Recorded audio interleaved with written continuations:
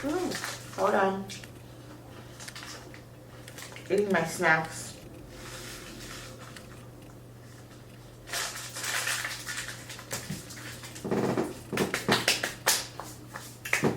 Hello beautiful people, welcome back to the Bell Gang and our safe haven.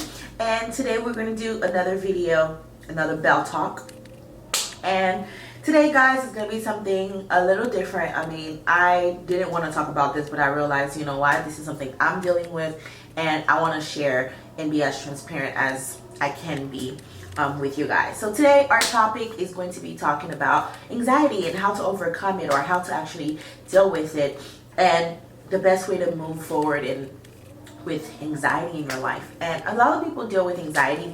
Some of them don't know they are, and some of them are embarrassed, and some of them just don't want to talk about it because they're afraid of being judged. And so I decided today, you know, I've been doing a lot better with my anxiety and managing my anxiety. So I wanted to share with you some of the tips that actually help me manage my anxiety. And on this channel, guys, we talk about everything: lifestyle, purpose, faith-based, beauty, anything that you like to see from me, you will get it all here on this channel. And if all those things are things you're interested in, keep watching and make sure that you subscribe, like, and put on the notification bell so when I do another content or I have another video, you get notified. So thank you guys.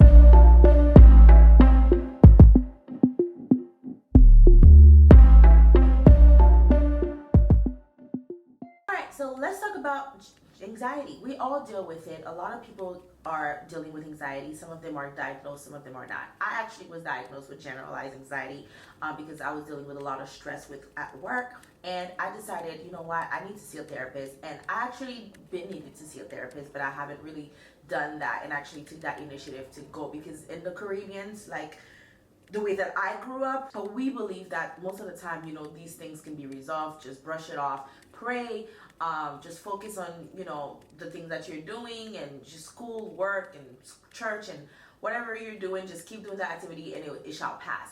But we don't realize that sometimes we are just putting those problems under a rug, and later they can become worse. And that's exactly what happened to me. I didn't realize it until I was actually dealing with different emotions and actually see myself overreact over small things, and I would actually be so anxious to the point of I could function, but it will be like really hard for me to kind of like process and actually focus and you know, get things done because of my anxiety. So I decided I needed to go see a therapist, and that's what I did.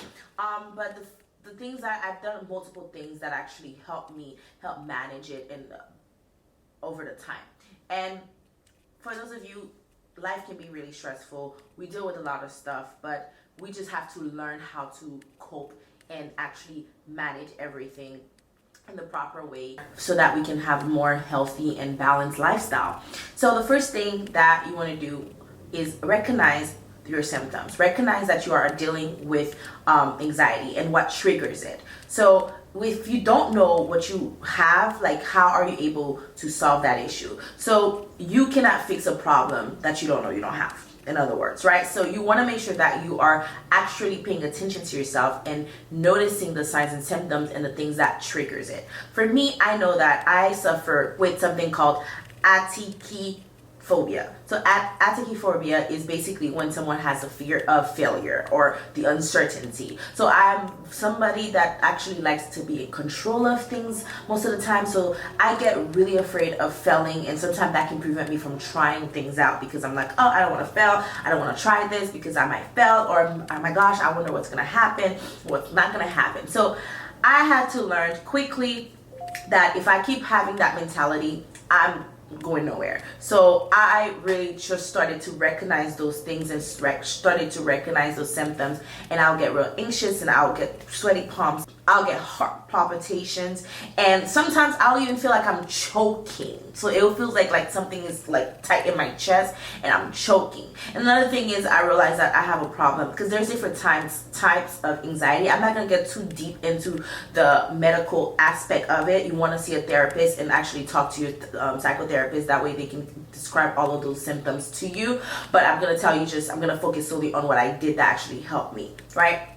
So with that being said, I noticed my different symptoms through my interactions with certain people and through the level of stress that I was getting from work or, in my environment.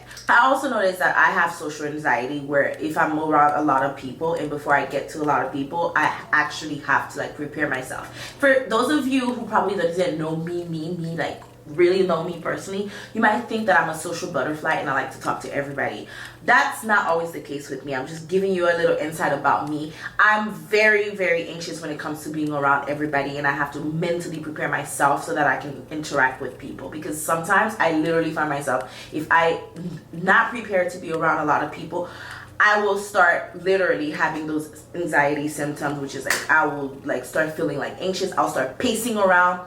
A lot of close family members will see when I start reacting. They're like, yeah, calm down, like you're anxious right now, so just take a deep breath and just go. And I will literally have to remove myself from the scenario so that I can give myself time to breathe and calm down. I don't know what really is the underlying source of that, but going to my therapist and getting that diagnosis actually allowed me to see, okay, there is a lot more things that is going on that I need to figure out what is the underlying source so that I can kind of like get to the to solution. That all to say is that you need to notice the problem. You need to know the core of those issues. The second thing is I developed some healthy coping skills. A lot of people are not able to know what coping skill is. Sometimes coping skill is basically kind of like substituting for something.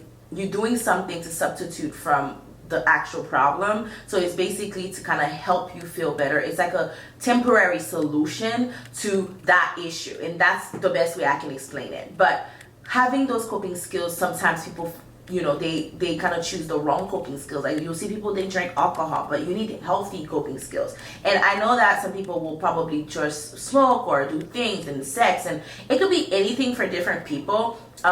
People cope differently, and coping is actually good in general because you don't want to kind of like go back to the problem. But if you don't find a healthier solution or a healthier way to cope with your problems, then it becomes more detrimental for you rather than helpful. Let's say someone is suicidal and they try to kill themselves, and they're like, I'm not going to think about this problem right now, or I'm extremely stressed out. So instead of like going to do something that will probably harm themselves, they like go smoke. I mean, smoking is better than probably just try to take your life or end your life. But at the same time, smoking can be the cause of other disease, and it causes you to have other cardiovascular diseases that you don't want to deal with, right? So you can do that as a coping skill to get away from your problem and get away from your stress, but it's not really a healthy coping skill. So for example, for me, I had to learn that what are some healthy coping skills that will help me be better, right? From my therapist, I learned that if I'm really seeing that I'm anxious, start noticing it like at the different levels. Like for example, from level 1 to 10, my anxiety can get to a 10. Before it gets to a 10 or before it gets to even a 7, try to notice it when it gets to a 3. So if I am really anxious at 3 and I see that it's gonna gravitate and actually escalate, start paying attention to it now and start doing something about it. That way I can prevent it from getting worse. So one of the things that I had to learn is count to 100, which actually helped me a lot, which helped me focus on counting and not focusing on the symptoms that I'm actually experiencing. And that actually helps me calms down and allows me not to get to like level 8 or level 9 of anxiety. And I've heard and I've seen and read other coping skills like the 3-3-3 rule, which is look around you and notice 3 things in the room and start naming those 3 things. There's another one is like three sounds, like pay attention to 3 sounds and kind of like describe those 3 sounds that you're hearing. And another thing is to actually move 3 things or 3 parts of your body. So whether your toes, your fingers, shrugging your shoulders, whatever it is, the whole point of it is just to kind of like help you shift your focus to that thing rather than what you're really feeling, which is the stress level and your anxiety. So those are the things that actually help me. And for you, it could be like, listening to music and going to workout or journaling or whatever it is, talking to a friend or something that is very good that helps you take the focus from what you're really experiencing to that particular coping skill. Third thing I did was I really started to change my lifestyle. With lifestyle, make sure that you are actually doing things that are really healthy. That's basically it. Eat healthy, exercise. I would recommend staying away from caffeine.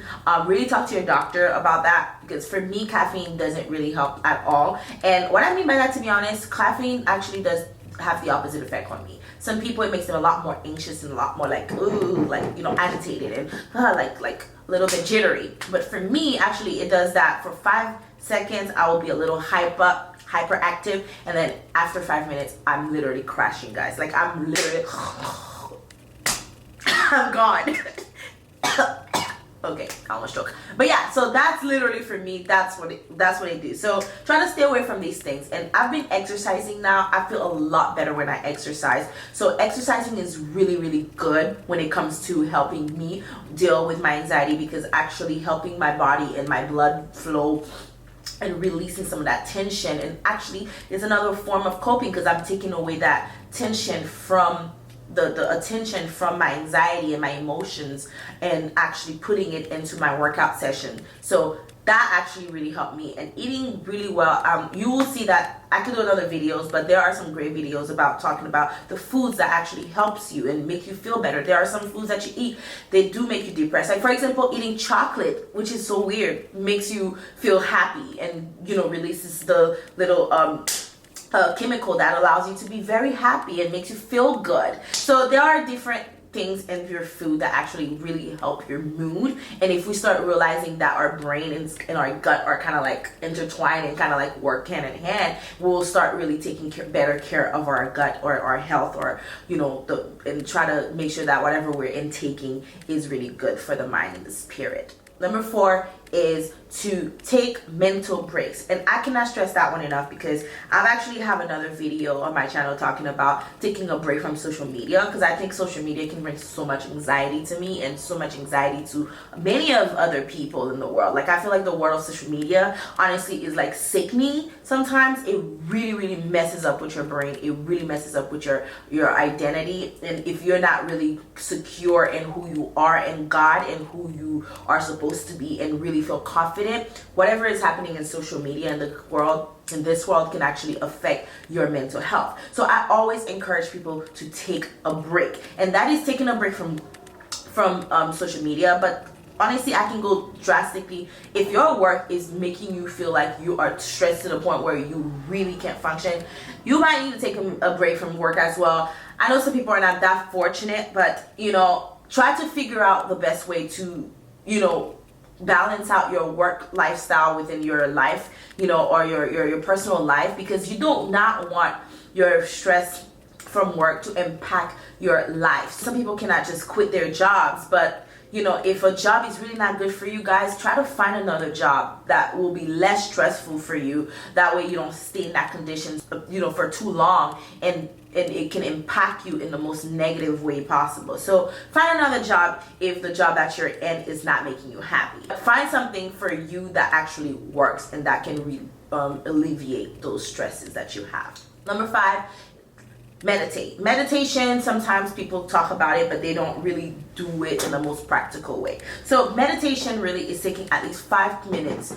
at least, I would say 5 minutes or 3 to 5 minutes in your day to sit down, breathe, think positive thoughts, and actually feed yourself some positive energy and think about something. For me, I'm a Christian. I do meditate with prayer. I do meditate with you know, Christian songs, and just, you know, read my Bible. So those are the times that I just meditate. But you can just literally sit down and you put your feet down flat on the floor, and you're just like literally closing your eyes, and you just start saying something positive. Say, you know, today I will be calm, or today I will have a great day. Whatever it is that you have to tell yourself to make you feel better.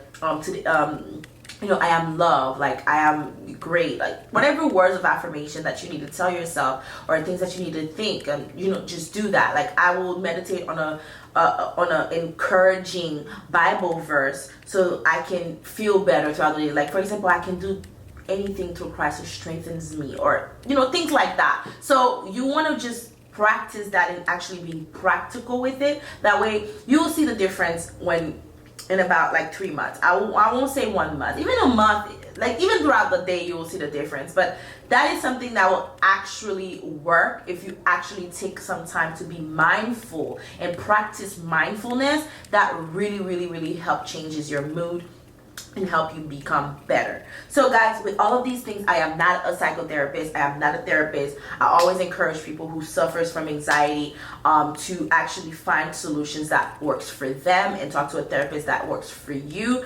If you feel like things are not getting better by practicing or doing those small little things, you probably need medication, and that's okay.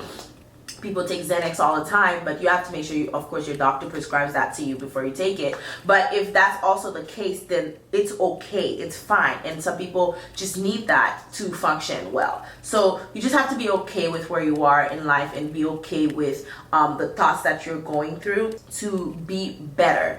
You know, so with me dealing with Atychiphobia, I had to realize that failure is not really failure unless you stop trying or unless you keep going. So you have to make sure that you are actually putting in your mind that at the end of the day, I am in a journey, and my journey is to just do the best possible thing, or to make sure that I do the best thing for me, and that is keep going and striving and giving my best every single day. At the end of the day, my failure is not really a failure if I'm learning from that experience, and I can learn it from something else, and I can learn it and use it for something else that I'm meant to do in life. Yeah, so I have to like literally feed myself those thoughts so that I can deal with my fear of failure. And that is something that I want to leave with you guys. Hopefully it was empowering to you, and hopefully you get the help that you need. For those of you who are dealing with anxiety, you are not alone, and we all have those, you know, those thoughts, we all have those feelings, and it's completely normal and it's part of life. We just have to figure out what works for us so that we can live healthier lives. That was it for today, and I will hope that you share, like, subscribe, and also put on the notification bell for other videos and other content. All right guys, thank you. Bye.